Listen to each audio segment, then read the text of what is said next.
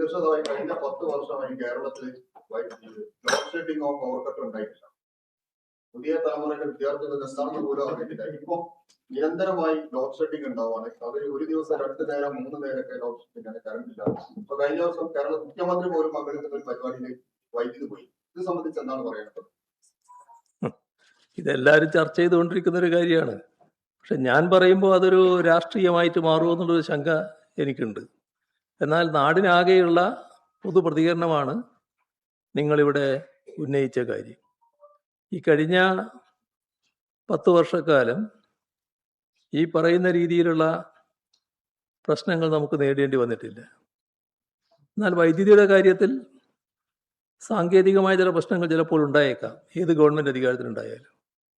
അത്തരം ഘട്ടങ്ങളിലെല്ലാം എവിടെയാണോ പ്രശ്നങ്ങൾ ഉണ്ടാകാൻ സാധ്യതയുള്ളത് അവിടെയുള്ള ഉപയോക്താക്കളെ മുൻകൂട്ടി അറിയിക്കുന്ന നിലപാട് സ്വീകരിക്കും.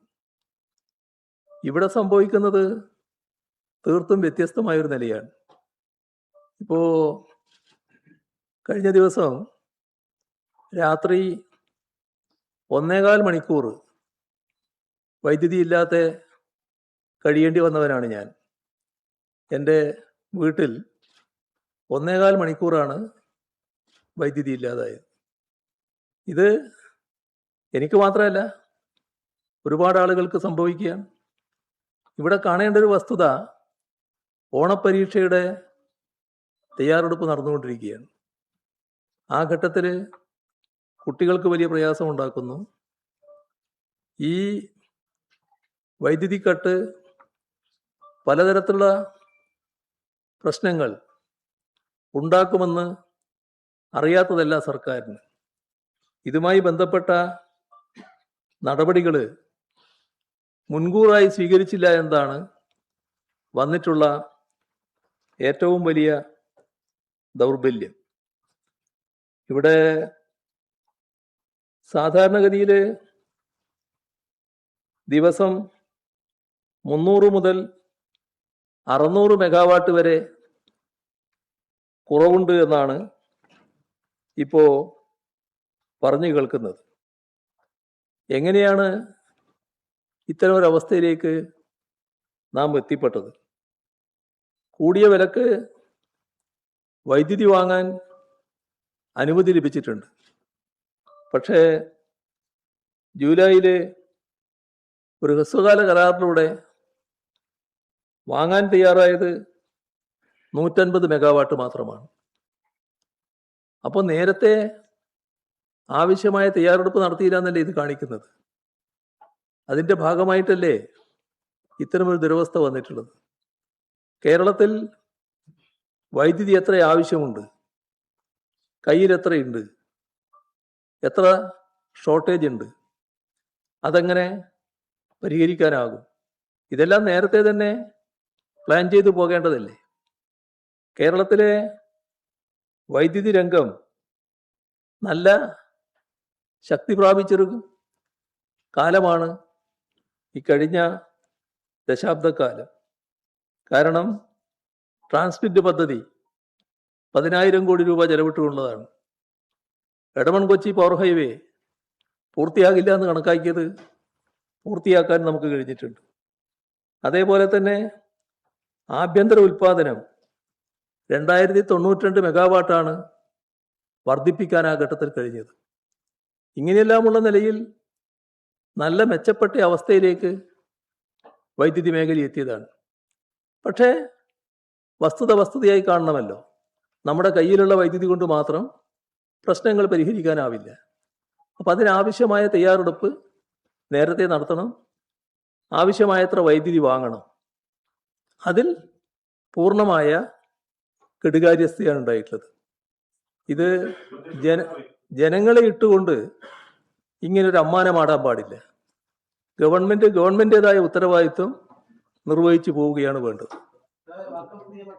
അല്ല, എന്തോ ചോദിക്കാൻ നോക്കി അദ്ദേഹം.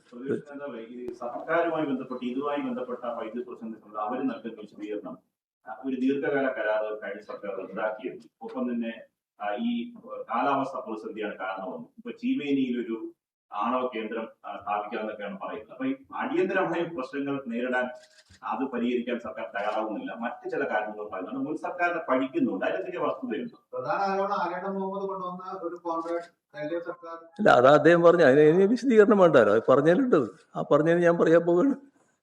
അദ്ദേഹം പറഞ്ഞ ഒരു കാര്യം നിങ്ങൾ പറയാൻ നോക്കിയതാണ്. ഇതാണ് LDF ഗവൺമെന്റ് പ്രത്യേക സമീപനം. അവിടെയാണ് LDF ഗവൺമെന്റും UDF ഗവൺമെന്റും തമ്മിലുള്ള വ്യത്യാസം നാം കാണേണ്ടത്. ആ കരാറിനോട് വ്യത്യസ്തതയുള്ളവരായിരുന്നു ഞങ്ങൾ. ആ കരാറിനകത്ത് നേരായ കരാറല്ല എന്ന അഭിപ്രായം ഞങ്ങൾക്ക് ശക്തമായിട്ടുണ്ടായിരുന്നു. പക്ഷേ കരാർ ഒപ്പിട്ട് കഴിഞ്ഞിരിക്കുന്നു. കരാർ അനുസരിച്ച് വൈദ്യുതി വാങ്ങൽ തുടങ്ങിയിരിക്കുന്നു. ആ കരാർ റദ്ദ് ചെയ്താൽ പെട്ടെന്ന് നമ്മുടെ നാടിന് വൈദ്യുതി ക്ഷാമം അനുഭവിക്കേണ്ടി വരും. അപ്പം ഞങ്ങൾ തീരുമാനിച്ചത് ആ വൈദ്യുതി കരാറുമായി മുന്നോട്ട് പോകാനാണ്. ഈ വ്യത്യസ്തതയുള്ളപ്പോൾ തന്നെ നാടിൻ്റെ പൊതുവായ താല്പര്യം കണക്കാക്കി ആ വൈദ്യുതി കരാർ അംഗീകരിച്ച് മുന്നോട്ട് പോകാനാണ് LDF സർക്കാർ നടപടിയെടുത്തത്. ആ നടപടിയുമായി മുന്നോട്ട് പോകുമ്പോൾ നമ്മുടെ റെഗുലേറ്ററി കമ്മീഷൻ അവരുടെ അനുമതി നേരത്തെ വാങ്ങേണ്ടതായിരുന്നു. ഇത്തരമൊരു കരാറിലേക്ക് പോകുമ്പോൾ UDF സർക്കാർ ആ അനുമതി വാങ്ങിയിരുന്നില്ല. അവരുടെ മുന്നിൽ ഈ പ്രശ്നം സജീവമായിട്ട് നിൽക്കുന്നുണ്ടായിരുന്നു. ആ റെഗുലേറ്ററി കമ്മീഷൻ ഇതുമായി ബന്ധപ്പെട്ട് പരിശോധിച്ച് അവരുടെ അവസാന തീരുമാനം പിന്നീട് വന്നു. അത് റദ്ദ് ചെയ്യുന്നതായിരുന്നു. ആ റദ്ദ് ചെയ്ത തീരുമാനത്തിനെതിരെ ആകാവുന്ന നടപടികളെല്ലാം ഞങ്ങൾ സ്വീകരിച്ചു. അത് വെറുതെ വിട്ടുകളയല്ല ചെയ്തത്.